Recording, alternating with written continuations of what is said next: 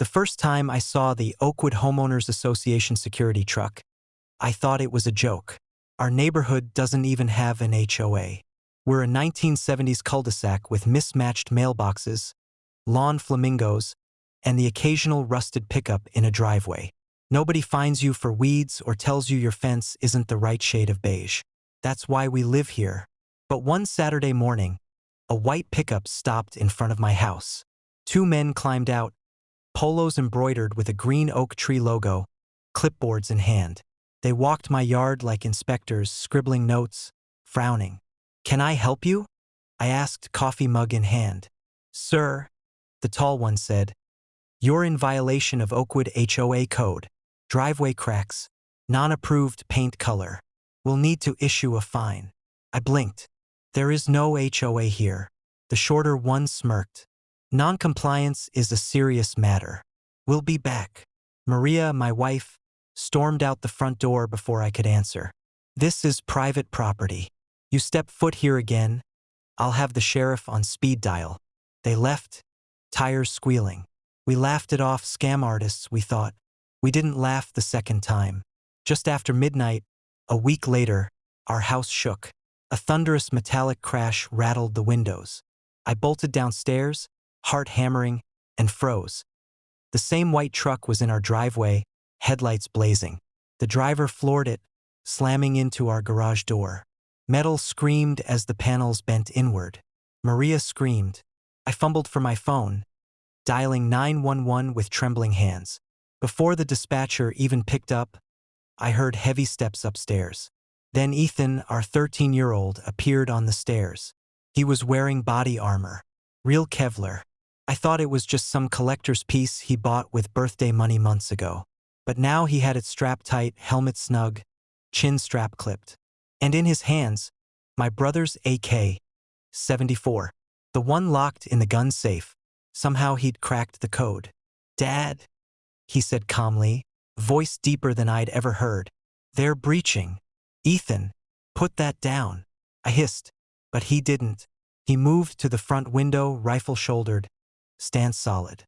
He wasn't playing. He was ready. The truck rammed the garage again. One of the men jumped out, crowbar in hand, pounding at the side door. I could hear him shouting, "Non-compliant! Enforcement action!" The dispatcher's voice came through my phone. "Sir, deputies are en route. Stay inside." Easy for her to say. Ethan's voice rang out, louder than I'd ever heard. "Step away from the house. You're trespassing. I'm armed." The man froze. The driver killed the engine. For a tense, breathless moment, the only sound was our panting. Then the shorter man shouted, panicked, "He's got a gun! Kid's got a gun!" They scrambled back into the truck, slammed the doors, and peeled out of the driveway so fast gravel sprayed across the lawn. Silence fell. My wife collapsed onto the couch, sobbing. I lowered my phone, hands shaking. Ethan set the rifle on the floor, flicked the safety, and took off his helmet. His face was pale, eyes wide, but steady. "I wasn't gonna shoot unless they came in," he said softly. "Uncle Rick always said, weapon is last resort."